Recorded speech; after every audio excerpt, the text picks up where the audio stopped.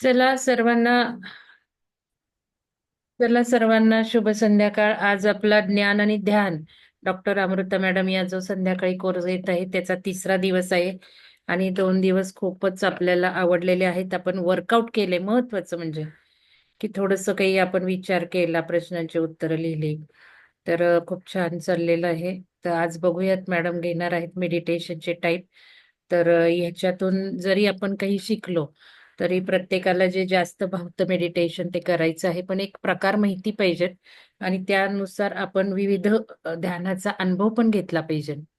म्हणजे आपल्याला काय सूट होतंय हे कळेल आणि त्याप्रमाणे जास्तीत जास्त ध्यान करता येईल. तर अमृता मॅडमना मी सांगते, सुरू करा. Thank you madam. आत्मवंदन सर्वांना. तर आज आपला जो काही विषय आहे तो आहे ध्यानाचे प्रकार. तर ध्यानाच्या प्रकारामध्ये जेव्हा ध्यान ही प्रोसेस किंवा ही पद्धत जी आहे, ऍक्च्युली ध्यान म्हणजे आपण जे ध्यान करतोय एक मेथड आहे, प्रोसेस आहे. आणि ध्यान जे ऍक्च्युअल ध्यान आहे ते घडतंय, आपलं आपण घडतंय. त्याच्यासाठी जी करायला लागणारी प्रोसेस आहे त्या प्रोसेस म्हणजे या ध्यानाच्या पद्धती. तर ती प्रोसेस जी आहे ती प्रोसेस सुरुवात कुठून झाली, तर सगळ्यात पहिलं आहे ते नामस्मरणापासून सुरुवात झाली त्या ध्यानाची. म्हणजे एकदम पूर्वीपासून जर बघायला गेलं, म्हणजे आता लिटरेचर वगैरे जे बघितलं जातं, रेफरन्सेस वगैरे बघितले जातात, तर म्हणजे माझ्याकडे एक ध्यान विद्या म्हणून पुस्तक होतं. त्याच्यात पण म्हणजे त्यांनी सुरुवात हेच सांगितले की ध्यान म्हणजे पूर्वी काय केलं जायचं, पहिल्यांदा सुरुवात त्याची झाली ती नामस्मरणातून झाली. मग आता आपण आत्ता म्हणतो की नामस्मरण म्हणजे जप करणं किंवा कुठल्या तरी एका देवाचं नाव घेत राहणं. तर त्याच्यामध्ये पण कसं होतं, किंवा भजन करणं, पूजन करणं, किंवा मंत्र म्हणणं, स्तोत्र म्हणणं, म्हणजे कंटिन्युअस परत परत परत परत ते म्हणत राहणं, ज्याला आपण नामस्मरण किंवा जप म्हणतो किंवा भजन पूजन असंही म्हणतो. तर त्याच्यामुळे काय होतं की जेव्हा बघा आपण नामस्मरण किंवा जप किंवा मंत्र म्हणतो किंवा भजन म्हणतो किंवा स्तोत्र म्हणतो, तर आपलं पूर्ण फोकस जर त्याच्यावर असेल तरच आपण, म्हणजे स्तोत्र म्हणा किंवा भजन म्हणा, त्याची चाल म्हणा किंवा त्याच्यातले जे काही वाक्य आहेत किंवा संस्कृत शब्द आहेत, त्याचे उच्चार आहेत, तर ते कधी व्यवस्थित होऊ शकतात जेव्हा तुम्ही पूर्ण फोकस त्याच्यावर करता तेव्हा. त्यामुळे काय होतं, आपोआप आपण थॉटलेस स्टेट, म्हणजे दुसरे विचार आपले बंद होतात. म्हणजे ध्यानाचा प्रकार जो आहे तो या जपापासून किंवा नामस्मरणापासून सुरू झालाय. मग पूर्वी काय करायचे, कीर्तन प्रवचन वगैरे असायचं, म्हणजे आताही असतं, पण जास्तीत जास्त लोकांचा ओढा त्याच्याकडे होता. म्हणजे आता आपण जे ध्यान करतो, आनापानसती असेल किंवा वेगळ्या वेगळ्या प्रकार बघूयात आपण पुढे ते, तर ते ध्यान प्रकार आता माहीत झाले. पण पूर्वी काय होतं, प्रवचन, कीर्तन, मंत्र किंवा जपमाळ असं करून ध्यान केलं जायचं. तर त्याच्यात काय व्हायचं की एकंदरीत या सगळ्या पद्धती प्रोसेसेस आहेत, त्यातनं एकच अल्टिमेट जे काही एम आहे या प्रोसेसेसचं, ध्यानाचं, ते म्हणजे काय आहे की विचार शून्य होणं. आणि ध्यान जे आहे ते आपलं आपण घडतं. त्याच्यासाठी ह्या पद्धती वापरल्यात. आणि असंही नाही की या पद्धती वापरल्या म्हणजे तुमचं ध्यान हे होतच होतं. तर त्या लिटरेचरमध्ये वगैरे काय लिहिलं की तुम्ही रोज कन्सिस्टंटली सातत्यानं जेव्हा एखादी प्रोसेस करता, तुम्हाला आवडती ती प्रोसेस करता, जसं की आता समजा आपण आनापानसती ध्यान म्हणू किंवा विपश्यनेचं ध्यान म्हणू, तर कोणत्याही एका किंवा क्रियायोगाचा पद्धत म्हणू, तरी कुठलीही एक पद्धत आपण जेव्हा कन्सिस्टंटली करतो तेव्हा आपण ती शरीराला, या देहाला सवय लावतो त्या पद्धतीची. त्यामुळे काय होतं की कन्सिस्टंटली आपण करत असताना कधीतरी एखाद्या वेळी किंवा तुमची जेव्हा बैठक बसते किंवा तुम्हाला तुमच्या देहाची जेव्हा सवय लागते आणि थॉटलेस प्रोसेसमध्ये जायला लागतो, तेव्हा ते ध्यान आपोआप घडतं या पद्धतींच्या मार्गाने किंवा ही पद्धत अवलंबल्यामुळं. याचा अर्थ असा नाही की रोज बसतो म्हणजे रोजच ध्यान होतं. म्हणजे आता ज्यांची प्रॅक्टिस आहे किंवा ज्यांची ऊर्जा त्या लेवलचे आणि जन्मोजन्मात साधना केलेले जे आहेत त्यांच्या बाबतीत असं म्हणजे रोजचं ध्यान पण घडू शकतं. पण त्या लिटरेचरमध्ये त्यांनी असं मेन्शन केलंय की जेव्हा ही पद्धत अवलंबतो आपण तेव्हा मग ध्यान घटायला लागतं. ही पद्धत किंवा हे मेडिटेशन किंवा हे ध्यान अवलंबल्यामुळं किंवा ही पद्धत अवलंबल्यामुळं. तर याच्यात पहिल्यांदा त्यांनी नामस्मरण सांगितले. तर नामस्मरणात पण आपल्या ज्या काही 4 वाणीचे प्रकार आहेत, जसं की परा, पश्चंती, मध्यमा आणि वैखरी. तर परा म्हणजे काय, पश्चिम, म्हणजे आता आपल्याला इतक्या डिटेलमध्ये नाही जायचं, पण फक्त मी एक ओव्हरव्ह्यू सांगते की वैखरी म्हणजे आपण मोठ्याने जे उच्चार करतो किंवा ग्रुपमध्ये बसून मंत्र म्हणणं, स्तोत्र म्हणणं, हे जे काय ते वैखरीतनं बाहेर, किंवा ओंकार साधना म्हणतात, तो पण एक प्रकार आहे, तोही येईल पुढे. तर वैखरीतनं बाहेर जे पडतं तेव्हा जो काही मंत्र जाप होतो, तर त्याचा ध्वनी पुन्हा आपल्या कानावर येतो, बरोबर. त्यामुळं काय होतं की जरी आपल्या डोक्यात, तोंडानं आपण म्हणत असो आणि डोक्यात काही विचार चालले असतील, तर जेव्हा आपल्या वैखरीतनं किंवा ग्रुप म्हणत असताना तो मंत्र, तो आवाज प्रतिध्वनी पुन्हा कानावर गेल्यामुळं तो विचार शून्य व्हायला किंवा आपण पुन्हा कॉन्सन्ट्रेट व्हायला आपल्याला मदत होते. म्हणून सुरुवात जी ध्यानाची ते नामस्मरणातून झाली. तर मग जेव्हा ग्रुपमध्ये असतो तेव्हा म्हटलं जायचं की वैखरीतनं जे काही तुम्ही म्हणाल त्याचा इफेक्ट किंवा त्याचा रिझल्ट चांगला मिळतो. पण जेव्हा तुम्ही एकटे काही साधना करत असाल, नामस्मरण करत असाल, तर ती तुम्ही पश्चंतीमधनं, म्हणजे मनातल्या मनाची आपण म्हणतो, ती केल्यावर त्याचा जास्त फायदा होतो. अशी ही पद्धत आहे. तर मग पूर्वीच्या काळी सगळ्यांना सोपं वाटायचं ॲज कम्पेअर टू आत्ताच्या गोष्टी, कारण पूर्वी काय व्हायचं की पुरुष लोक, म्हणजे आता आपल्याला देहाशी काही घ्यायचं नाही आहे, पहिल्याच दिवशी सांगितलं की आपण सोल लेवलला बघायचं, पण तरी आपण आता मॅट्रिक्स मध्ये आहे म्हणून सांगावं लागतं, म्हणून सांगते की पूर्वी काय स्त्रियांना घर, मुलं वगैरे सांभाळायचं असं, तर जास्तीत जास्त संन्यास कोण घ्यायचा, पुरुष लोक घ्यायचे. मग संन्यास घेऊन त्यांना कुठेतरी बाहेर हिमालयात म्हणजे गृहस्थ आश्रम सोडून संन्यास घेतल्यानंतर ते जाऊन मग ध्यान धारणा करायचे, जी की सगळ्यांसाठी सोयीची आणि सोपस्कर नव्हती. मग तेव्हा सोपस्कर काय होतं, हे नामस्मरण, जप वगैरे करणं, भजन म्हणणं, कीर्तन करणं, ऐकणं, प्रवचन ऐकणं, हे होतं. त्यामुळे सुरुवात त्याची तिथून झाली. मग त्याच्यानंतर ना ध्यान म्हणजे पुन्हा भावातीत, म्हणजे तुमचा भाव जसा असेल, मग तुम्ही भाव ठेवून पूजा केली, अर्चा केली, मग भलेही ती मूर्ती पूजा असेल, म्हणजे मूर्तीपूजा करा असा याचा अर्थ नाहीये. ही सुरुवात सांगते. ध्यानाच्या ज्या काही पद्धती, ऍडव्हान्स पद्धती येत गेल्या किंवा पद्धती आधीच होत्या, फक्त माहीत होत गेल्या सर्वसामान्य लोकांना, तर त्या अशा पद्धतीनं स्टेप बाय स्टेप माहीत होत गेल्या. मग नामस्मरणानंतर भाव, म्हणजे भावपूर्ण पूजा, भजन, अर्चन करणं, ही एक ध्यानाची पद्धत होती की पूर्णपणे झोकून देऊन, की जेव्हा तुम्ही ती पूजा अर्चा करताय भावपूर्ण रीतीने, तेव्हा तुमच्या डोक्यात दुसरं काहीच विचार नाहीये. मग ते सोहळं वगैरे प्रकार ज्या काही गोष्टी आहेत की कोणी शिवाशिव करायची नाही, हे नाही, एकांतात राहून स्नान वगैरे करून डायरेक्ट पूजागृहात जाणं आणि मग ती पूजा करणं, हे भाव ओतून देऊन करणं. मग तेव्हा आपण काय, तिथं कन्सेप्ट शेवटी काय होती, एकच होती. त्या बाकीच्या ज्या गोष्टी आहेत त्या आपल्याला बघायच्या नाहीत, की सोहळं किंवा स्पर्श नाही करायचा आणि वेगळ्या म्हणजे खोलीत राहायचं वगैरे वगैरे, ह्या गोष्टी आपल्याला बघायच्या नाहीत. अल्टिमेट त्यातनं घ्यायचं काय होतं की जे काही प्रोसेस आपण करतोय त्यातनं विचार शून्य होऊन ध्यान घडणं, हे त्याचं अल्टिमेट एम होतं. मग आता पुन्हा परत वेगवेगळ्या ध्यान कला सांगितल्या आहेत बऱ्याच लिटरेचरमध्ये. मग त्याच्यात साक्षी भाव ठेवून जे काही तुम्ही मंत्र जाप कराल तेही येतं. त्याच्यानंतर जसं आता आपण पण आनापानसतीमध्ये बघतो की एकदम रिलॅक्स अवस्थेत बसून ज्या काही गोष्टी करणं. मग त्याच्यानंतरचं जे काही आहे की म्हणजे जसं या साधनेची किंवा आपण म्हणतो पतंजली योगसूत्र असेल किंवा ध्यानधारणा असेल किंवा जे काही स्पिरिच्युअलिटी, अध्यात्मच जे आहे त्याचं मूळ म्हणजे भारतातनं मूळ आहे त्याचं. भारतात पहिल्यांदा सुरुवात झाली किंवा इथून ते ज्ञान इन्व्हेंट झालं, योगाचं, ध्यानाचं, की म्हणजे योग साधनेचं. योगा म्हणजे हातपाय हलवायचा योगा नव्हे, योग योग साधना, ज्याच्यात ध्यान येतं, मग त्याच्यात मुद्रा येतात, बंध येतात, सगळ्या गोष्टी येतात. मग ते कॉम्बिनेशन त्याच्या पुढे पुढे जसं जसं जाऊ तसं ते ऍडव्हान्स होत गेले, त्याचे कॉम्बिनेशन येत गेले. तर हे जे ते त्याचा उगम भारतातून झाला. मग जसं जसं हे चालू झालं, नामस्मरण, भजन, अर्चन, प्रवचन, कीर्तन, त्याच्यानंतर ना बाहेरच्या देशातल्या लोकांकडे पण याचा प्रसार व्हायला लागला. आणि मग बाहेरच्या देशात अमेरिका असेल, रशिया असेल, युरोप असेल, श्रीलंका, जे काही, नेपाळ, तिकडे पण काय व्हायला लागलं की ह्याचा म्हणजे ह्याचा अभ्यास करण्यासाठी लोकांची संख्या वाढायला लागली. तिकडून येणारे लोक इकडे येऊन ही ध्यान साधना शिकून तिकडं प्रचार प्रसार करायला लागले.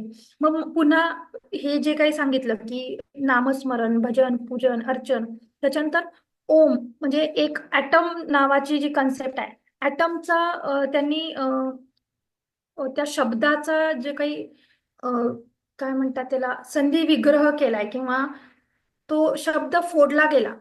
म्हणजे संस्कृतमध्ये पण बघा बरेच शब्द असे असतात ना की तो अखंड शब्द म्हणता येत नाही, त्याला फोडलं जातं मध्ये आणि मग तो उच्चारला जातो कारण मोठे मोठे शब्द असतात. तसं या ॲटमचा संधी विग्रह केला किंवा तो शब्द विग्रह फोडल्यानंतर ना त्याचा अर्थ काय येतो, ॲट ओम, म्हणजे ओमवर कॉन्सन्ट्रेट करणं. मग त्या ओमची पण स्पिरिच्युअलिटीमध्ये म्हणजे अध्यात्मामध्ये पुन्हा कन्सेप्ट आहे की ओमचा जो काही शेप आहे, वरचा अर्ध गोलाकार जो आहे तो म्हणजे आपलं शरीर आहे, खालचा अर्ध गोलाकार आहे तो म्हणजे काय आहे आपलं बॉडी, माइंड आहे म्हणजे मन आहे. आणि जो ओमचा पुढे जो काही पूर्ण वर्तुळ आहे त्याला तो आहे इंटेलेक्च्युअल म्हणजे बुद्धी. मला वाटतं हे ओंकाराच्या क्लासमध्ये झालंही असेल, फक्त मी ओव्हरव्ह्यू किंवा नवीन जे लोक आहेत ज्यांनी केला नसेल ओंकार साधनेचा क्लास तर त्यांच्यासाठी उपयोगी येईल म्हणून मी ओव्हरव्ह्यू सांगते. पुढचा जो त्याचा भाग आहे ओमच्या पुढचा जो गोल आहे तो म्हणजे इंटेलेक्च्युअल बुद्धी. आणि वरती जो चंद्रकोर आहे, चंद्रकोर म्हणजे खालचा चंद्र जो आहे तो म्हणजे आत्मा आणि वरचा जो काही टिंब अनुस्वार जो आहे त्या चंद्राच्या आतमधला तो म्हणजे परमात्मा. असं त्या ओंकाराचा पण अर्थ आहे. तर त्या ऍटम म्हणजे एका ठिकाणी फॉरेन मध्ये की एक कोणतरी ऑथर आहे, आता मला तिचं नाव नाही आठवत आहे, तर त्या तिने मेन्शन केलं की ऍटम साधना किंवा ऍटम ध्यान असं काहीतरी मेन्शन केलं होतं त्या एका बुकमध्ये मी वाचलं होतं. तर त्या येस ओंकार स्वरूपा ध्यान योग म्हटलंय त्याला आणि ऍटम साधना म्हटलंय त्याला. आणि त्याच्यात तो ओंकार स्वरूप ध्यान योग जो आहे त्याच्यात त्या ओमवर फोकस करायचा आहे. तर अशा पद्धतीने ओंकाराचा पण जप करणं किंवा कंटिन्युअस ओंकार म्हणणं मोठ्यानं असेल किंवा मनातल्या मनात असेल तर ह्या सुद्धा ध्यान योगातल्या पद्धती आहेत. म्हणजे ध्यान करण्याची ही पण पद्धत आहे ओंकार म्हणणं म्हणजे पण. त्याच्यानंतर ना क्रियायोग.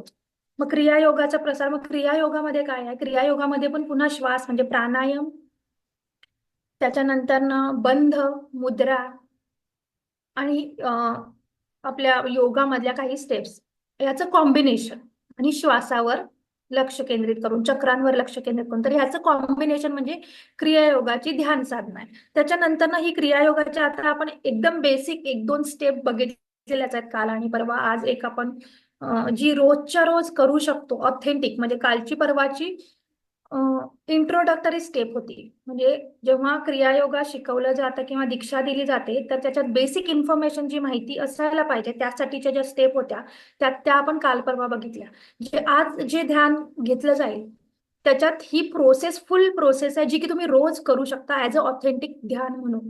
तर ती आपण आज घेणार आहे. त्याचं मी पिक्चर दाखवून तुम्हाला सांगेन जेणेकरून समजायला सोपं जाईल. तर तशा पद्धतीने हे ध्यान प्रकार आहे. मग ही क्रियायोगातलं ध्यान हे ध्यान योग. त्याच्यानंतर शक्तिपात दीक्षा ही पण एक म्हणजे क्रियायोगाच्या पद्धतीमधली पुढची आहे ज्याच्यात पुन्हा मुद्रा म्हणजे मला माहिती नाही माझी नाही झाली ती, पण शक्तिपात मध्ये पण तो पण एक ध्यान योग आहे. ज्याच्यामुळं काय होतं जेव्हा शक्तिपात दीक्षा घडते म्हणजे गुरूंच्या स्पर्शाने असेल किंवा व्हर्च्युअली दूरवर गुरु असताना त्यांच्या गायडन्समध्ये आपण ती दीक्षा घेतल्यानंतर ना आपल्या शरीरामध्ये ध्यानधारणा करत असताना त्यांच्या ऊर्जेच्या सहाय्याने किंवा त्यांनी दिलेल्या दीक्षेच्या सहाय्याने असे काही बदल घडायला लागतात की जे आपण कधी आधी अनुभवलेले नसतात. किंवा समजा आता आपल्याला हठयोगा किंवा भ्रामरी हे कधी आपण केलं नसेल किंवा शांभवी मुद्रा कोणाला माहित नसेल, पण समजा कोणीतरी डायरेक्ट शक्तिपात दीक्षा घेतली तर ती आपोआप त्यांच्या शरीरात आपोआप व्हायला लागते. आणि म्हणजे ती करून घेतली जाते त्या शरीराकडनं आणि मग नंतर कळतं की ही शांभवी मुद्रा आहे म्हणून. तर असं हे दीक्षांचं पण म्हणजे होतं की दीक्षा घेतल्यानंतर ना असे बदल व्हायला लागतात आणि आपल्या शरीरात ते बदल झाल्यामुळं आपल्या शरीराकडनं ती जी काही प्रोसेस आहे ते जी काही पद्धत आहे ती करून घेतल्यामुळं ऊर्जेमध्ये वाढ होते आणि आपल्याकडनं ध्यान घटलं जातं. तर अशा पद्धतीने हे वेगळे वेगळे प्रकार आहेत ध्यानाचे. मग पुन्हा ते सहज योग ध्यान आहे, निर्मला देवी म्हणून आहेत त्यांचं सहज योग ध्यान आहे. असे वेगळे वेगळे प्रकार. पुन्हा मुक्तानंदांचं सिद्ध योग आहे. तर प्रत्येक ध्यान प्रकारात अल्टिमेट एम एकच आहे की तुमचं ध्यान घटलं पाहिजे. त्यासाठीच्या या वेगळ्या वेगळ्या पद्धती आहेत. मग आपल्याला माहिती आहे ओशोंचं ध्यान बरोबर, त्यांनी म्हणजे काय सांगितलं की पहिला ते डान्स करून घ्यायचे जेणेकरून जे काय आहे ना तुमच्या आतल्या वासना भावना त्या सगळ्या म्हणजे इवन आज ऑनलाईन आपल्या सुचेता मॅडमचं, शृंगारपुरे मॅडमचं अय्यंगर योग पद्धती झाली बरोबर. त्याच्यात पण त्यांनी सांगितलं की ती योग पद्धत झाल्यानंतर ना ध्यान करायचं, ज्याच्यामुळे त्याचा अनुभव वेगळाच आहे. एक्झॅक्टली सेम बऱ्याच संतांनी किंवा हायर लेवलला असलेल्या सोलनी अशा वेगळ्या वेगळ्या ध्यान पद्धती स्वतः इम्प्लिमेंट करून बघितल्या. त्यातनं त्यांना ते केल्यानंतरचं जे ध्यान घटलं, मग ती त्यांनी प्रोसेस, ती पद्धती इन्व्हेंट केली आणि सांगितली की ह्या प्रकारचं ध्यान. मग त्यांना फॉलो करणारे जे शिष्य आहेत त्यांना वेगळी वेगळी, म्हणजे त्या ध्यान पद्धतींना वेगळी वेगळी नावं दिली गेली. म्हणजे जसं आता क्रिया योगा सांगितलं, शक्तिपात दीक्षा सांगितलं, सहज योग सांगितलं. तसंच अजून थर्ड आयवर म्हणजे आपल्या आज्ञाचक्रावरती लक्ष देऊन ते एक ध्यान असतं. त्याच्यानंतर शांभवी मुद्राचं असतं, किंवा वेगळ्या वेगळ्या अगोचरी मुद्रा असतात, त्या मुद्रा करून त्याच्यावर फोकस करून ध्यान करणं असतं. तर अशा पद्धतीच्या वेगळ्या वेगळ्या. तसंच ओशोंचं ध्यान सांगितलं. अशा बरेच वेगळे वेगळे वेगळे प्रकार आहेत. तर हे अल्टिमेट त्यातनं एम एकच आहे की तुम्ही ध्यान तुमचं घटलं पाहिजे, त्यासाठीच्या या पद्धती आहेत वेगळ्या वेगळ्या. मग काय काय जण म्हणतात की तुम्ही म्हणजे आता क्रिया योगामध्ये पण तसंच आहे. त्यांनी दिलेले ते योगाचे जे काही स्टेप्स आहेत ते केल्यानंतर शेवटची स्टेप जी आहे की जसं आपण आनापानसती करतो तशा टाईपचं ते ध्यान आहे. त्याच्यात स्टेप्स प्रत्येकाच्या वेगळ्या आहेत. त्यांनी ते म्हणजे लीक करायला किंवा दुसऱ्यांना दीक्षा न घेतलेल्यांना सांगायला पण म्हणजे गुप्त ठेवलेत. इव्हन अरविंदांचं पण जी काही ध्यान पद्धती आहेत आजपर्यंत ती डिस्क्लोज केली गेली नाहीये की ते कशा पद्धतीचं ध्यान घेतात. पण तिथं म्हणजे आता जस्ट मी सुट्टीत गेले होते पॉंडिचेरीला, तिथल्या आश्रमात पण भेट दिली. तर तिथं एक फॉलो केलं जातं की त्यांच्या परिसरात प्रवेश करतानाच सायलेन्स फॉलो करायला लागतो. मोबाईल स्विच ऑफ आणि तोंड बंद कम्प्लिटली एंट्री करतानाच तिथून. मग आतमध्ये चालत जाऊन पूर्ण त्या परिसरात शांतताच पूर्ण, अजिबात काहीही कोणाशी काहीही बोलायचं नाही. आणि मग तुम्हाला तिथं किती वेळ बसून ध्यान करायचं ते करा. आणि एका लिटरेचरमध्ये मी असं ऐकलं होतं की जर तुमची असेल वेळ तर तिथले कोणीतरी साधक येऊन तुम्हाला, तुम्ही तिथे व्हिजिट करताना किंवा तिथे जाऊन बसला असाल तर कोणीतरी त्यांच्यातलं एखादं शिष्य येऊन तुम्हाला गुप्तपणे ध्यानाची पद्धत सांगतं. आणि ती पद्धत अशी असते की म्हणजे त्यांनी म्हणजे सांगतात कसं ध्यान करायचं ते. आणि शेवटी सांगतात की तुम्ही हे दुसऱ्यांना लीक नाही करायचं किंवा दुसऱ्यांना सांगायचं नाहीये, तुमचं तुम्ही ती साधना करायची आहे. आणि ते प्रत्येकाला सेमच सांगतात असं पण नाही, कारण की ते लीक करायचं नाही म्हणून सांगितलं त्यामुळे एक्झॅक्टली काय सांगतात ते माहित नाही. पण एक दोन साधकांनी असं म्हणजे लिटरेचरमध्ये लिहिलं होतं की व्हिज्युअलायझेशनचा प्रकार सांगितला होता आणि ती साधना ऍज अ ध्यान म्हणून त्यांनी करायला सांगितली होती अरविंदांच्या आश्रमामधली. तर अरविंदांना पण फॉलो करणारे फॉरेनर वगैरे अजूनही येतात. त्यांनी त्यांचं वेगळं इंटरनॅशनल लेवलचं आश्रम स्थापन केलाय, ज्याच्यामध्ये कुठेही पैशाची करन्सी वापरली जात नाही. श्रमदान जे काय म्हणतो आपण, काम करायचं आणि जे काय आहे ते मिळतं तिथे. म्हणजे पूर्ण त्यांनी ते युनिव्हर्सिटी म्हणा किंवा ते विलेजच आहे ते वेगळ्या पद्धतीनं बनवलंय. तिथली जे काही त्यांची म्हणजे आता जसं आपण 3D मध्ये राहतोय बरोबर, 3D मध्ये म्हणजे आपलं हे चाललंय की पैसे दिले की गोष्टी मिळणार विकत, किंवा जॉब केला की पैसे मिळणार, असं काही नाहीये तिथं. त्यांचं रुटीन लाईफ त्यांनी तिथले तिथले नियम नियम पण असं नाहीये, ज्याचं त्याला जे वाटतंय ते करायचं. तिथे काही करन्सी नाही काही नाही, असं पद्धतीने त्यांनी इंटरनॅशनल लेवलला त्यांचा तो आश्रम डेव्हलप केलाय. म्हणजे खूप व्यवस्थित मेंटेन केलाय तिथले रूल्स. आणि म्हणजे इव्हन तिथे म्युझिक गार्डन म्हणून पण आहे, जिथे 160 प्रकारची वाद्य स्वतः तिथे बनवली जातात. तिथल्या लोकल लोकांना शिकवलं जातं बनवायला, त्यांच्या सहाय्यानं ती वाद्य बनवली जातात, विकायला पण ठेवलेली असतात.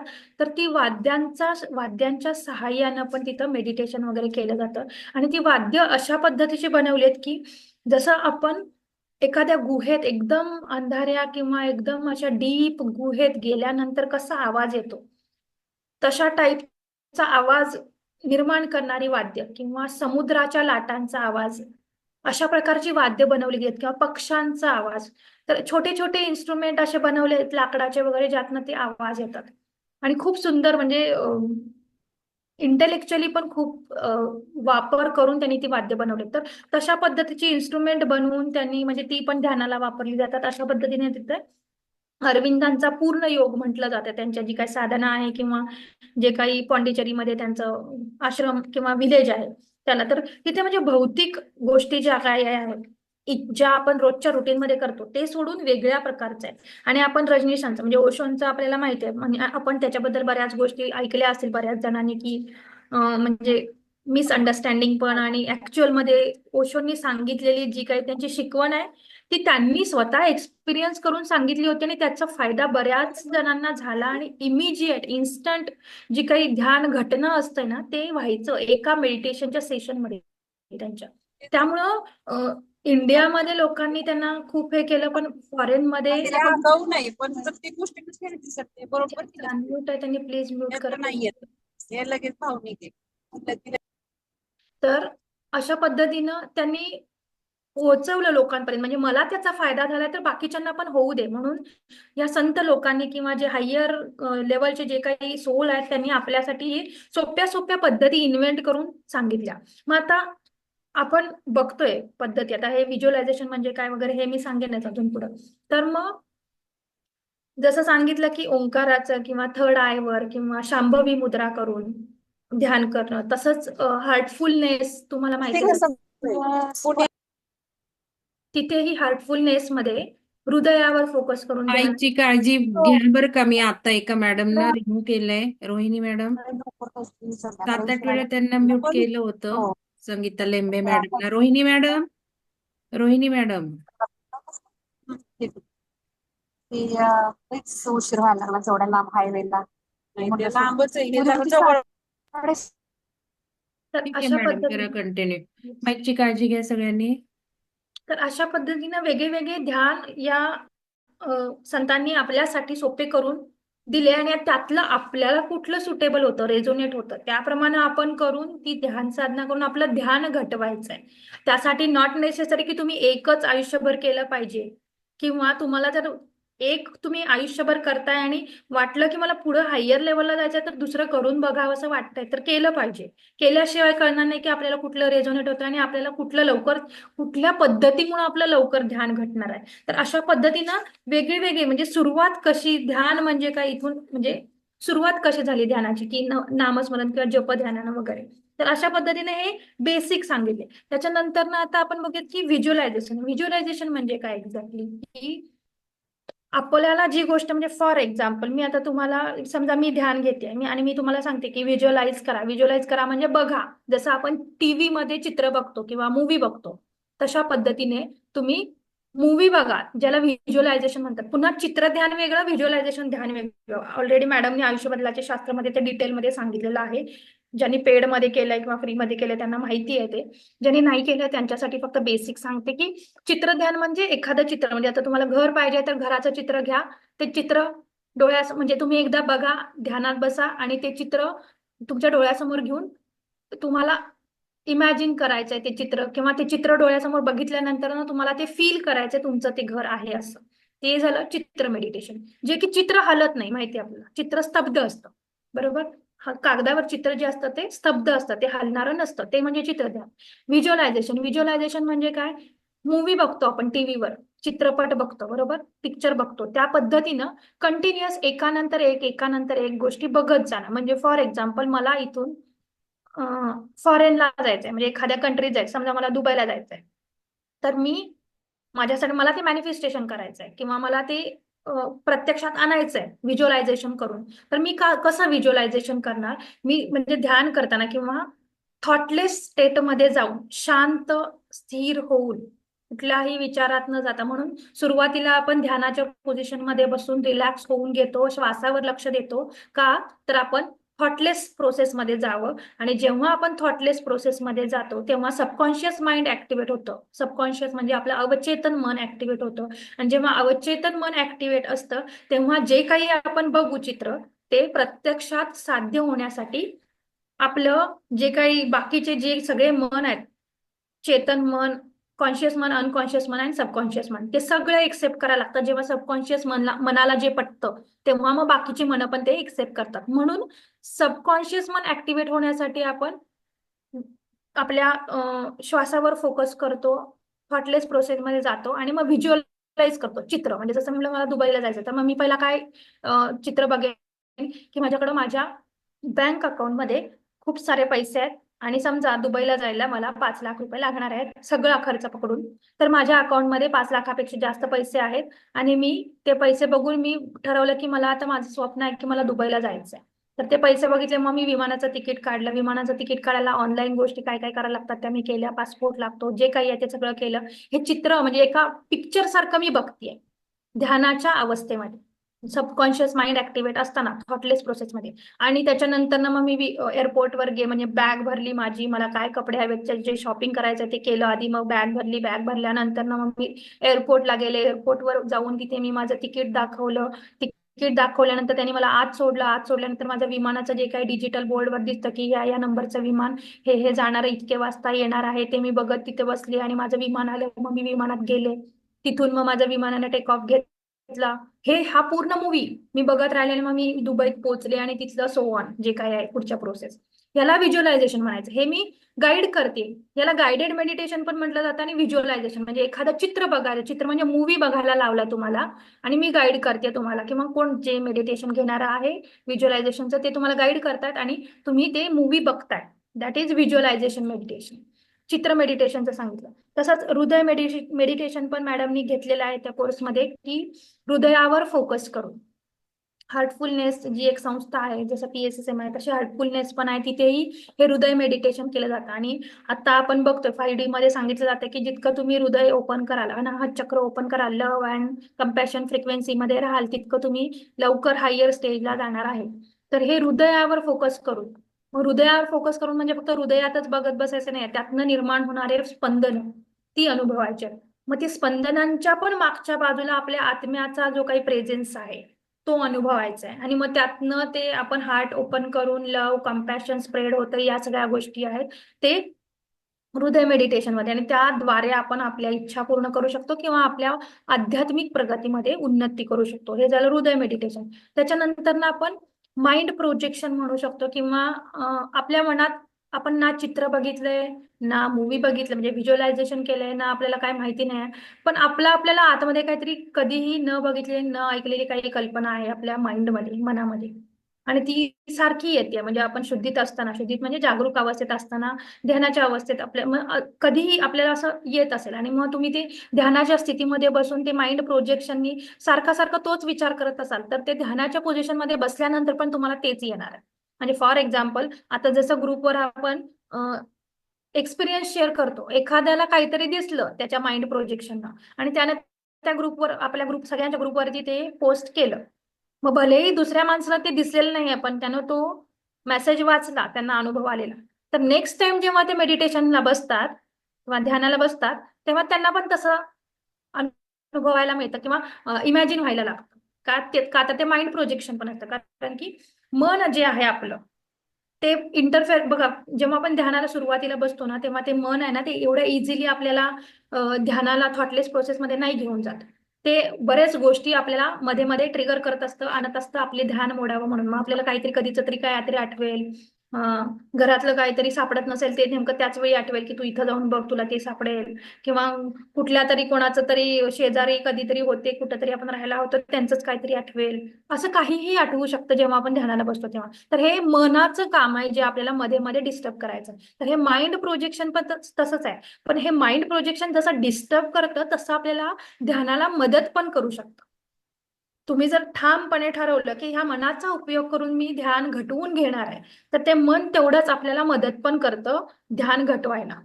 तर अशा पद्धतीने हे माइंड प्रोजेक्शन पण ध्यान करू शकतो आपण. पण आपण कशा पद्धतीनं त्या माइंडचा उपयोग करतोय हे आपल्या हातात आहे, ते आपण बघायला पाहिजे. तर अशा पद्धतीने हे माइंड प्रोजेक्शनचे पण ध्यान आहे. त्याच्यानंतर ना बऱ्याचदा जे काही वेगळे वेगळे प्रकार ध्यानाचे घेतले जातात सगळीकडेच, तर ते ट्रेकिंगला वगैरे पहिल्यांदा घेऊन जातात, जेणेकरून शारीरिक त्रास किंवा शरीराला आपण जेव्हा त्रास देतो ना, जास्त थकतो, शरीराला जेव्हा थकवतो ना, तेव्हा मनाला पण थकवा येतो आणि त्याला विश्रांतीची गरज भासायला लागते. आणि जेव्हा ती गरज भासते बघा, आपण मुद्दामहून ध्यानाला बसणं आणि काहीतरी इन्सिडेंट घडून गरज असताना ती गोष्ट मिळणं आणि अशी आपोआप मिळणं यात फरक आहे ना. गरज असल्यावर मिळाल्यानंतर त्याचा आनंद द्विगुणित वेगळाच असतो. आणि आपल्याला गरज नसताना एखादी गोष्ट आली तर त्याचं इतकं काही नाही वाटत.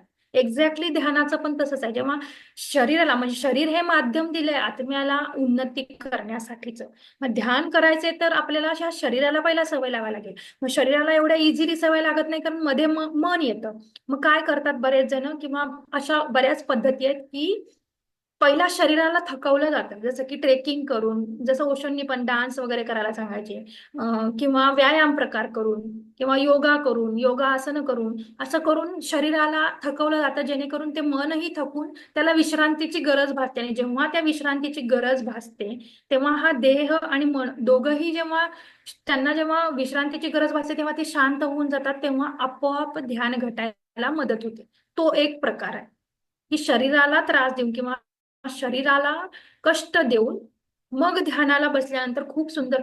तुम्ही पण प्रयोग करून बघू शकता की ट्रेकिंग किंवा खूप जास्त चाललोय आपण, किंवा खूप जास्ती शारीरिक कष्ट पडलेत आपल्याला, मानसिक नाही म्हणत आहे मी, शारीरिक. तर शारीरिक खूप कष्ट पडलेत, पाय दुखेपर्यंत चाललोय, पाय दुखेपर्यंत, अंग दुखेपर्यंत काम केलं खूप जास्त, तर आणि तुम्ही एका ठिकाणी शांत बसलाय एकदम, तर ते मन पण थकतंय खूप काम करून.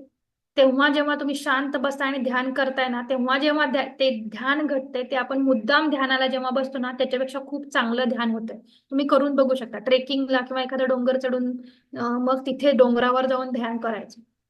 एकतर निसर्गाच्या सानिध्यात पण होतंय आणि तुमचं शरीर थकल्यावर नंतर जे काही त्याचं ध्यान घटण्याची जी प्रोसेस आहे ती फास्ट होते. त्याच्यानंतर आपण नेचर कनेक्ट किंवा निसर्गाशी कनेक्ट होऊन ध्यान करणं म्हणतो. म्हणजे तिथे जाऊन तुम्ही एकतर तुम्ही लॉन मध्ये किंवा गार्डन मध्ये बसू शकता, किंवा जंगलात जाऊन बसू शकता, डोंगरावर जाऊन बसू शकता, नदी जवळ जाऊन बसू शकता, म्हणजे जी काही पंचमहाभूत आहेत, किंवा शेकोटी जवळ बसून करू शकता, धबधब्याजवळ बसून करू शकता ध्यान. तर यामुळं काय होतं की हे जे काही नॅचरल सोर्सेस आहेत, निसर्गाचे जे काही सोर्सेस आहेत, किंवा ही जी पंचमहाभूत आहेत, ही जी तत्व आहेत, त्यांच्याकडे ऑलरेडी ती कपॅसिटी आहे जी की हिलिंग करण्याची. बरोबर. जसं मी मगाशी म्हटलं हार्ट मेडिटेशननी पण खूप जास्त हिलिंग होतं, हिलिंग प्रोसेस होते. तसंच निसर्गाच्या सानिध्यात बसून केलेल्या ध्यानानं पण खूप फास्ट आणि जास्त हिलिंग होतं. मग जेव्हा तुम्ही तिथे जाऊन बसून ध्यान करता तेव्हा तर ऑटोमॅटिकली तुमचं हिलिंग तर होणारच आहे, डेफिनेटली होणार आहे. पण तुम्ही ध्यान न करता नुसतं जरी जाऊन बसला एका नदीच्या शेजारी, एका धबधब्याच्या शेजारी, समुद्राच्या शेजारी म्हणजे काठाला, तर काय होतं की नुसतं तिथं बसून त्या समुद्राकडे बघत किंवा त्या धबधब्याकडे बघत तो आवाज ऐकत जरी बसलं तरी तुमचं हिलिंग होतं बॉडीचं, मनाचं, आणि ते एक प्रकारचं ध्यान होतं, घटतं म्हणजे. तर अशा पद्धतीनं निसर्गाच्या सानिध्यात, मग आता आपल्याला माहिती झालं की जेव्हा निसर्गाच्या सानिध्यात बसून ध्यान केलं तर अजून त्याचे जास्ती फायदे होतात. तर मग आपण काय करतो की आपण डोंगरावर जाऊन, नदी किनारी जाऊन ध्यान करतो. म्हणजे जे आपण ध्यानाच्या पद्धती वापरतो, जसं की पाय क्रॉस करणं, हाताची बोटं एकमेकांमध्ये गुंफणं, किंवा मुद्रा, ध्यान मुद्रा यांचा वापर, कॉम्बिनेशन वापरतो आपण. हे बंध आणि मुद्रांचे कॉम्बिनेशन वापरून आपण त्या ध्यानाचा जास्तीत जास्त फायदा करून घेण्यासाठी या सगळ्या प्रोसेसेस, पद्धती वापरतो आणि निसर्गाच्या सानिध्यात जाऊन ध्यान करू शकतो.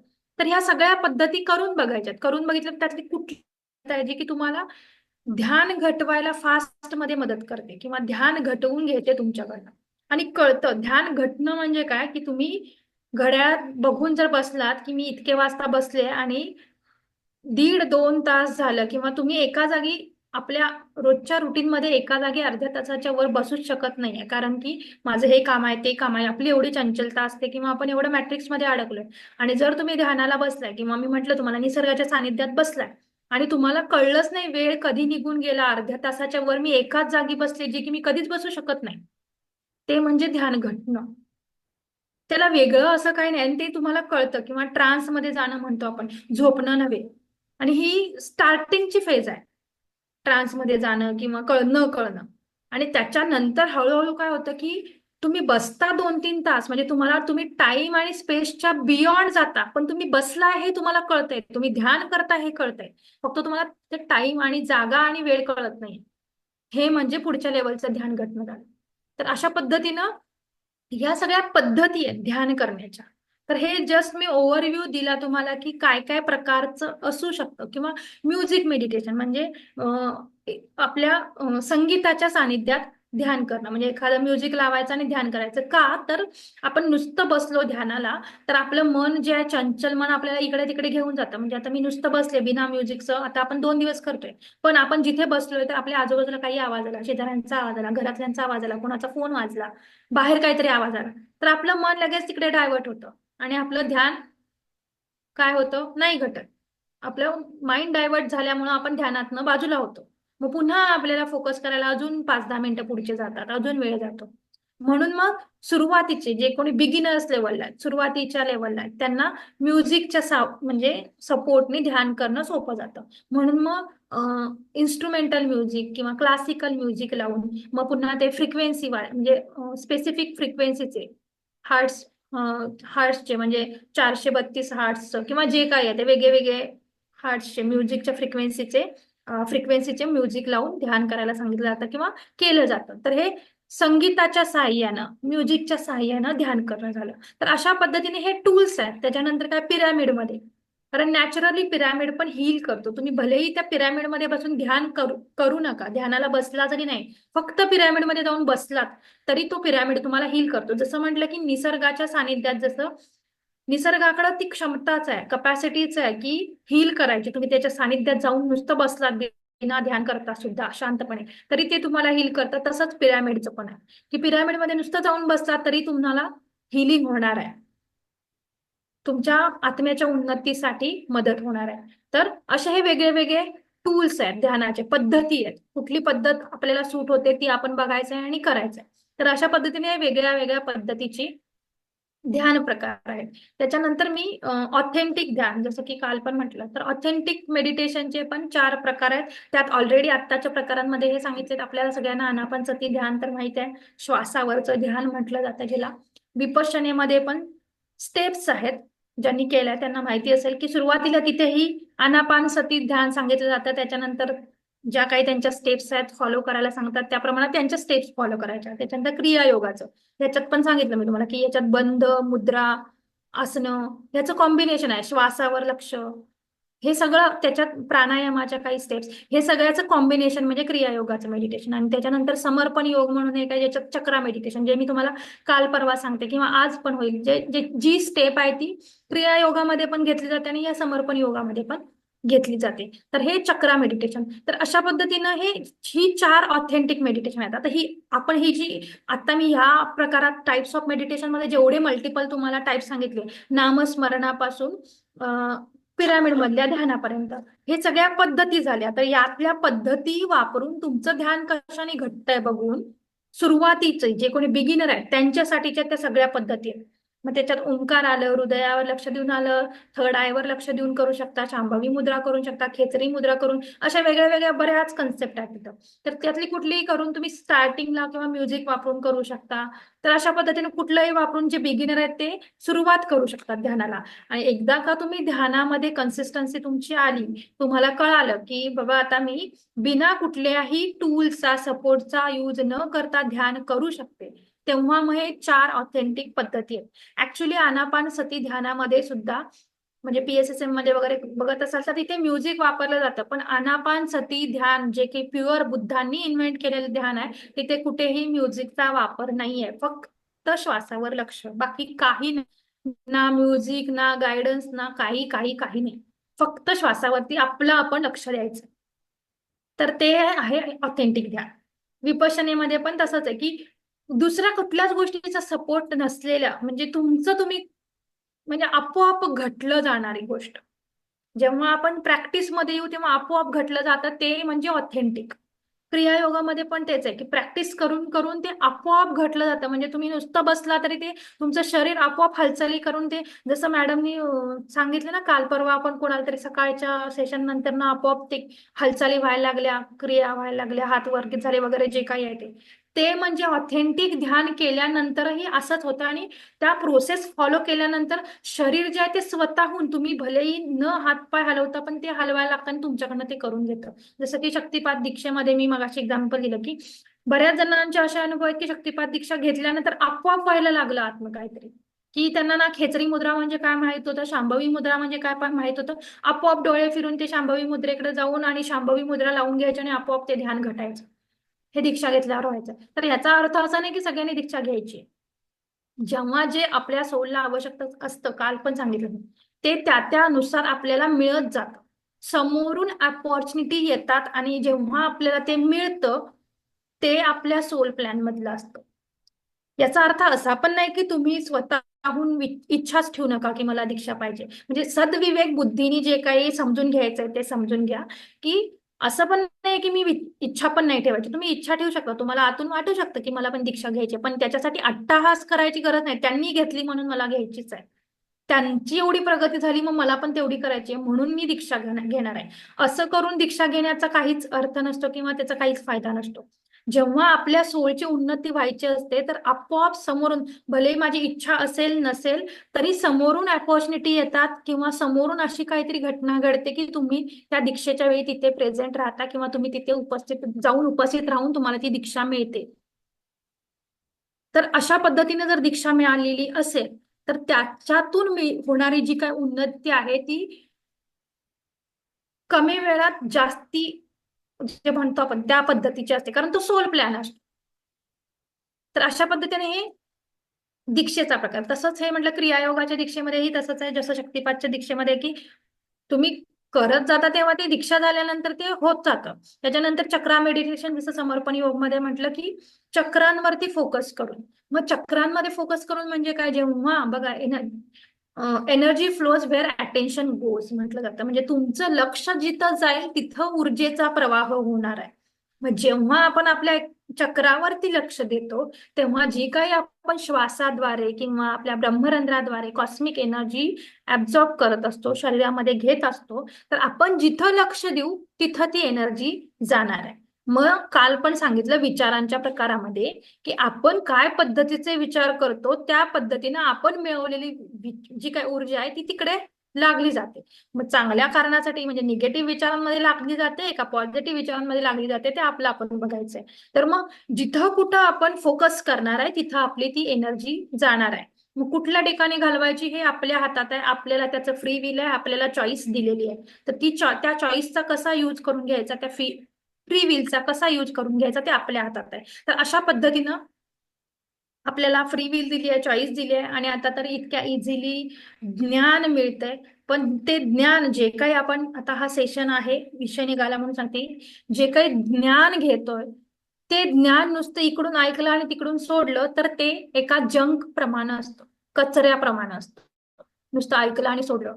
पण जे तुम्ही इन्फॉर्मेशन, म्हणजे ज्ञान म्हणजे काय आहे, जी काही इन्फॉर्मेशन तुम्ही ऐकता आणि त्याचं जेव्हा तुम्ही इम्प्लिमेंट करता तेव्हा त्याचं कन्व्हर्जन ज्ञानामध्ये होतं. कळलं का?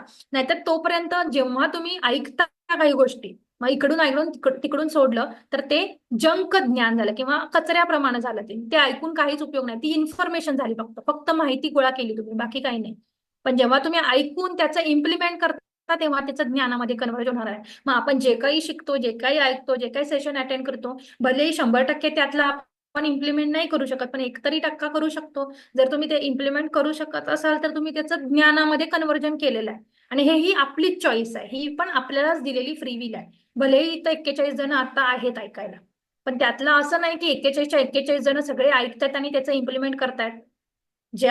त्यातले जे कोणी ऐकून त्याचं इम्प्लिमेंट करतील त्यांना ते ऍज अ ज्ञान म्हणून मिळणार आहे. आणि जे कोणी नुसतंच ऐकतील आणि सोडून देतील त्यांच्यासाठी ते माहिती म्हणूनच असणार आहे. आणि ती माहिती लक्षात राहिली तर राहिली, नाही तर नाही. आणि जरी राहिली तरी तुम्ही ती फक्त दुसऱ्यांना सांगू शकता. इम्प्लिमेंट करत नाही तोपर्यंत, जोपर्यंत अनुभव घेत नाही तोपर्यंत त्या ज्ञानाचा किंवा त्या माहितीचा काहीही उपयोग नसतो. मग ते वेस्ट ऑफ टाइमच असणार आहे. त्यामुळं काही जे काही ज्ञान घेतो किंवा जे काही ज्ञान म्हणून घ्यायचंय ती माहिती इम्प्लिमेंट करणं गरजेचं आहे.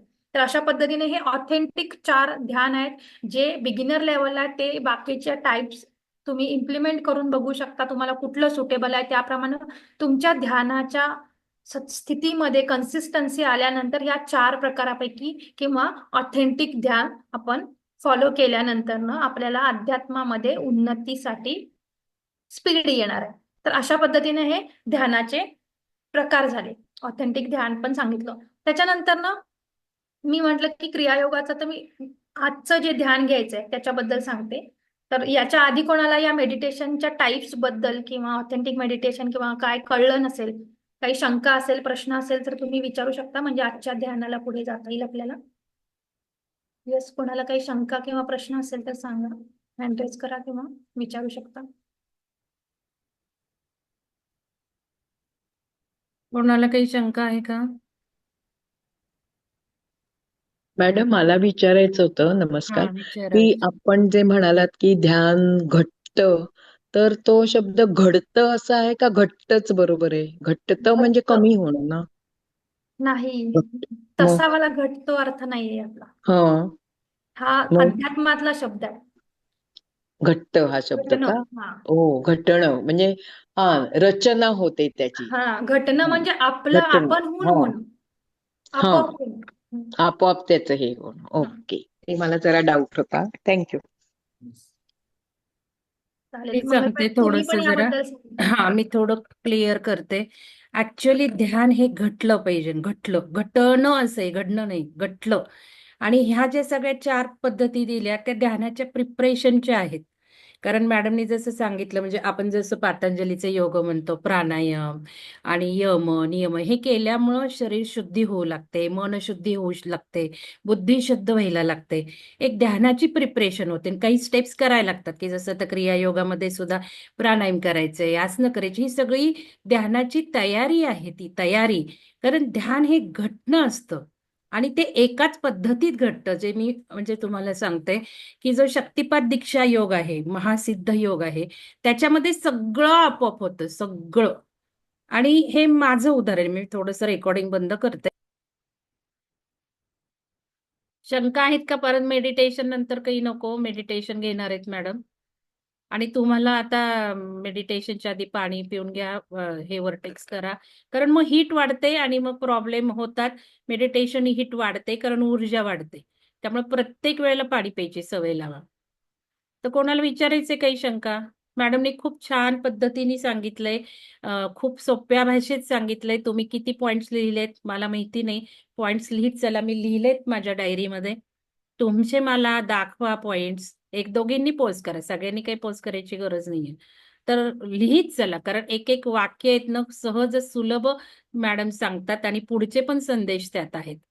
तर हे लिहिले पाहिजेत तुम्ही आणि त्याच्यावर फोकस पण केला पाहिजे. त्या आठवल्या पाहिजेत नंतर मॅडमच्या वाक्यांना. तर ठीक आहे, प्रश्न आहे का कोणाचा? कारण कसं होतं ना, आपण काही म्हटलं की परत तुम्ही दीक्षा किंवा या 4 पद्धती फिरत बसाल. कुठं मिळतील, कुठं मिळतील, म्हणून मला थोडंसं बोलणं भाग होतं. चला, धन्यवाद मॅडम. पुढे घ्या. तर जे काही इवन प्रकार जे काही आता सांगितले ते सगळेच्या सगळे प्रोसेस पद्धती आहे. ध्यान घटना आहे ते आपलं आपणच घटणार आहे, ते घटण्यासाठीच्या सगळ्या पद्धती आहेत. मग भले तुम्ही कुठलंही करा, त्यातनं एंड अल्टिमेट पहिल्यांदा पण सांगितलं, आता पण शेवटी पण तेच वाक्य सांगते, तुम्ही आजच्या सेशनचं ते लिहून ठेवा हवं तर, की अल्टिमेट एम ह्या सगळ्या ध्यान पद्धतींचं एकच आहे, की ध्यान घटणं. आणि ती ध्यान घटण्याची जी काही प्रक्रिया आहे किंवा जी काही पॉइंट आहे तो ध्यान घटण्याचा, तो कोणीच सांगू शकत नाही कधी घटू शकते आणि कोणाचं कधी घटणार, ते ज्याचं त्यालाच करून घटवावं लागणार आहे. तर हे सगळ्या पद्धती आणि प्रोसेसेस आहेत. तर त्याच्यानंतर आज आपण जे ध्यान करणार आहे ते एका पद्धतीचं, म्हणजे क्रिया योगा आणि याच्यात वापरलं जातं सहज योग मध्ये. एकच मिनिट शेअर करते इमेज, म्हणजे कळायला सोपं जाईल.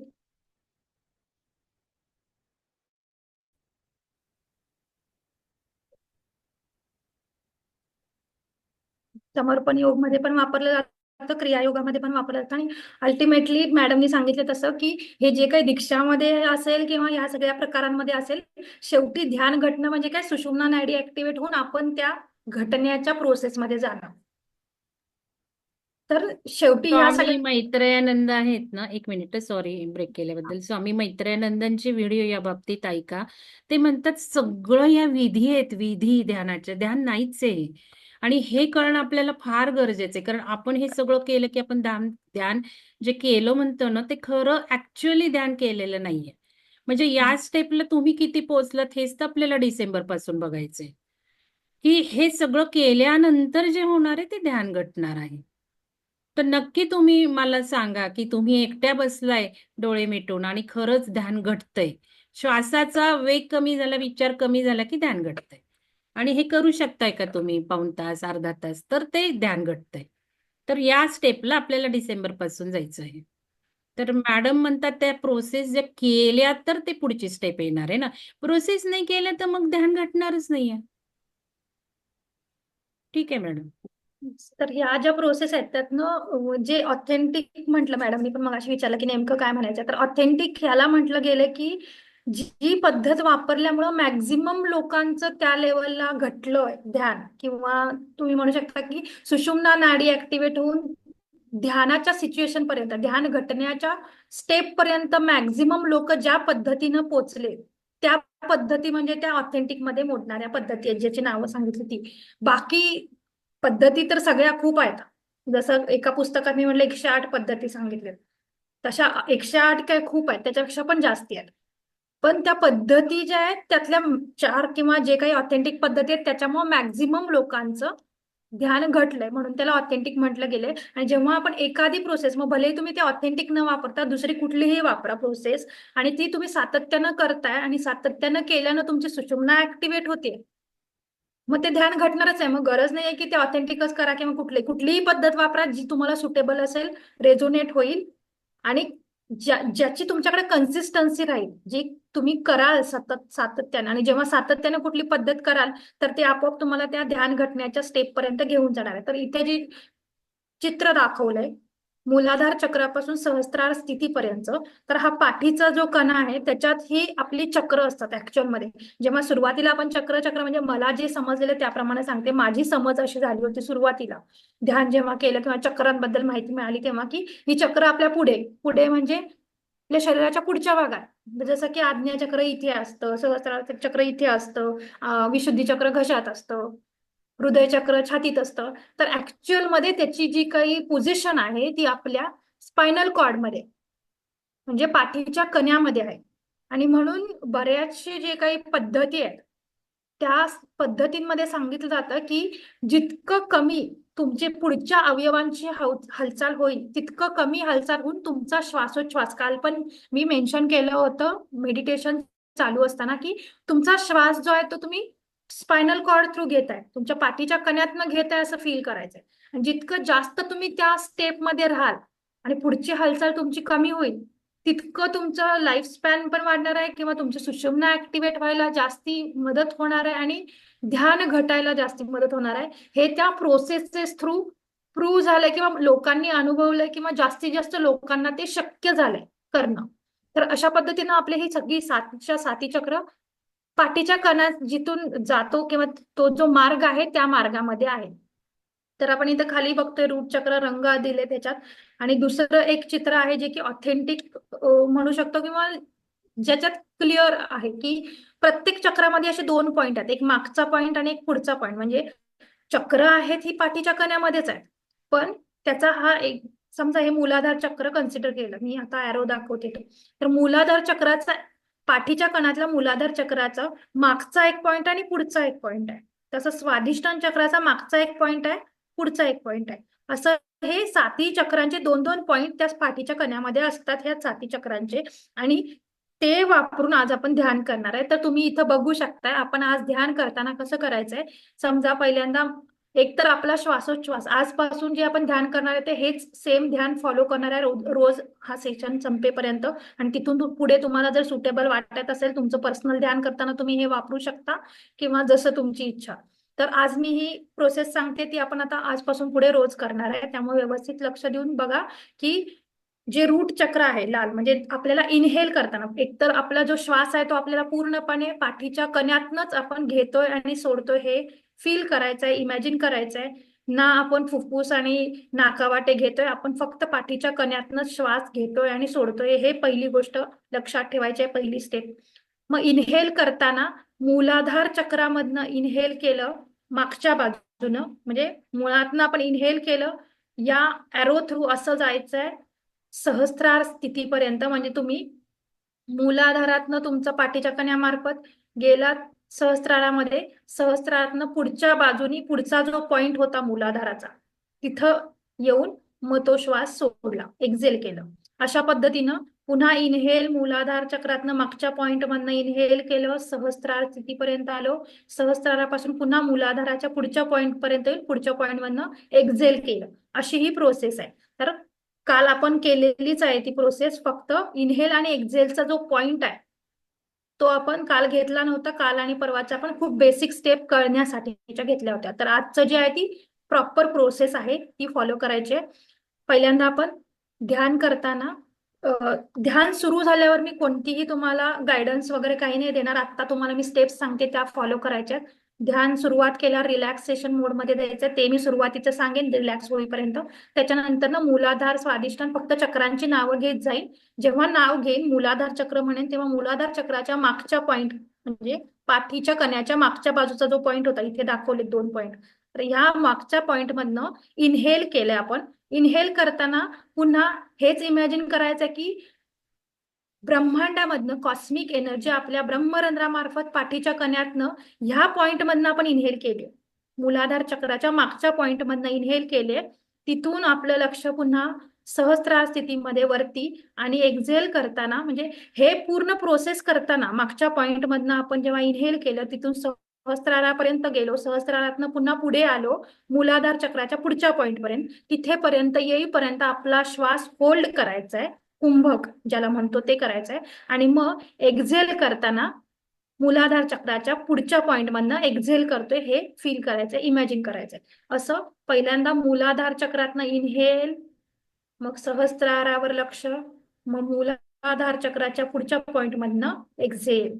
त्याच्यानंतर स्वाधिष्ठान चक्रामधनं इनहेल, सहस्त्रार स्थितीवर लक्ष, मग समोरच्या बाजूने येऊन स्वादिष्टान चक्राच्या पुढच्या पॉइंट मधनं एक्झेल. अशा पद्धतीने आपण मूलाधारापासून सहस्त्रार स्थितीपर्यंत करणार आहे. आणि शेवटी पुन्हा मूलाधार, स्वादिष्टान आणि मणिपूरला येऊन थांबणार आहे आणि शेवटी इथे आपण समाप्त करणार आहे जे आपलं ध्यान आहे ते. तर ही प्रोसेस आहे, याप्रमाणे मॅडम करायचं. परत सांगा ना. हा, तर सुरुवात करताना प्लीज. जे आपण श्वास घेणार आहे किंवा जे काही इनहेल करणार आहे ते आपल्या ब्रह्मरंध्रातनं कॉस्मिक, ब्रह्मांडातनं कॉस्मिक एनर्जी आपल्या ब्रह्मरंध्रातनं पाठीच्या कण्यातनं मूलाधार चक्रापर्यंत आले हे पहिला आपण श्वास घेताना इमॅजिन करणार आहे. त्याच्यानंतर ना जेव्हा तुम्हाला सांगितलं जाईल इनहेल, मूलाधारातून इनहेल म्हटल्यावर मूलाधार चक्राच्या ह्या मागच्या पॉइंट मध्ये लक्ष द्यायचं आहे. या गोलात जो मागचा पॉइंट आहे पाठीच्या भागाचा तिथे लक्ष द्यायचं. इथनं आपण इनहेल केलंय म्हणजे श्वास आत घेतलाय, तो श्वास आत घेऊन होल्ड करायचा आहे. मग सहस्त्रार स्थितीवर लक्ष द्यायचंय आपल्या टाळूच्या भागावर आणि पुढच्या बाजूनी पुन्हा मूलाधाराच्या पुढच्या पॉइंटवर येऊन या पुढच्या पॉइंट मधनं आपण एक्झेल करायचंय म्हणजे श्वास बाहेर सोडायचा आहे. त्याच्यानंतर ना मग मी सांगेन इनहेल, स्वादिष्ठान चक्रातून इनहेल म्हटल्यावर स्वादिष्ठान चक्राच्या मागच्या पॉइंट मधनं इनहेल करायचंय, सहस्त्रार स्थितीवर जायचंय, तिथून पुढच्या बाजूला यायचंय आणि स्वादिष्ठान चक्राच्या पुढच्या पॉइंट मधनं उच्छ्वास म्हणजे एक्झेल करायचंय, बाहेर सोडायचाय श्वास. हे सगळी प्रक्रिया जी आहे ती आपल्या पाठीच्या कण्यामध्ये होते, हेच लक्षात ठेवायचंय.